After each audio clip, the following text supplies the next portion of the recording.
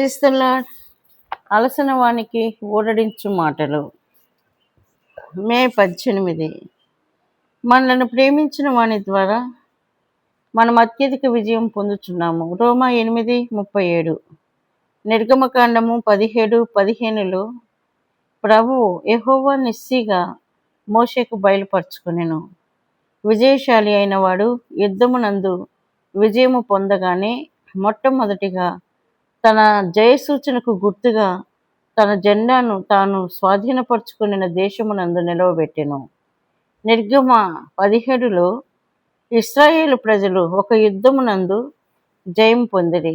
వారు 2 విధములైన యుద్ధ తంత్రముల ద్వారా, ఒకటి యెహోషువ నాయకత్వం క్రింద కొందరు యుద్ధము చేయుట వలన, రెండవది మోషే కొండ శిఖరముపై నిలిచి దేవుని కర్రను పైకెత్తి పట్టుకున్నట వలన జయం పొందిరి. మోషే చేతిలోని కర్ర దేవుని అధికారమును గూర్చి తెలియచేయుచున్నది. మోషే తనంతట తాను ఏ శక్తి కలిగి లేడు. మోషే చేతి కర్రను నేలను పడవేయగానే అది పాము అయ్యెను. దాని తోక పట్టుకొనగా కర్ర అయ్యెను. నిర్గమ 4:3. మోషే తనంతట తానుగా ఏ శక్తి లేని వాడనుటలో సందేహము లేదు. తానేమైనను చేసినా అది కేవలం దేవుని శక్తి ద్వారానే. కొండపైనున్న మోషే చేతిలోని కర్ర దేవుని అధికారమును సూచించుచున్నది. యెహోషువతోనున్నవారు ఏర్పరచబడినవారు, బలవంతులు, పరాక్రమశాలురు అయినప్పటికీ మోషే చేతులు దించగానే వారు అపజయం పొందిరి. మోషే దేవుని కర్రను పట్టుకొని తన చేతులు పైకెత్తుట మీదనే వారి విజయం ఆధారపడి ఉన్నదని స్పష్టమగుచున్నది. మనము కూడా శత్రువుల అనేకులతో పోరాడవలసి ఉన్నది. శరీరాశ, ద్వేషము, శత్రుత్వము, అసూయ మొదలగునవి మన స్వయం నుండి, మన శరీరము నుండి వచ్చును కనుక అవే మన శత్రువులు.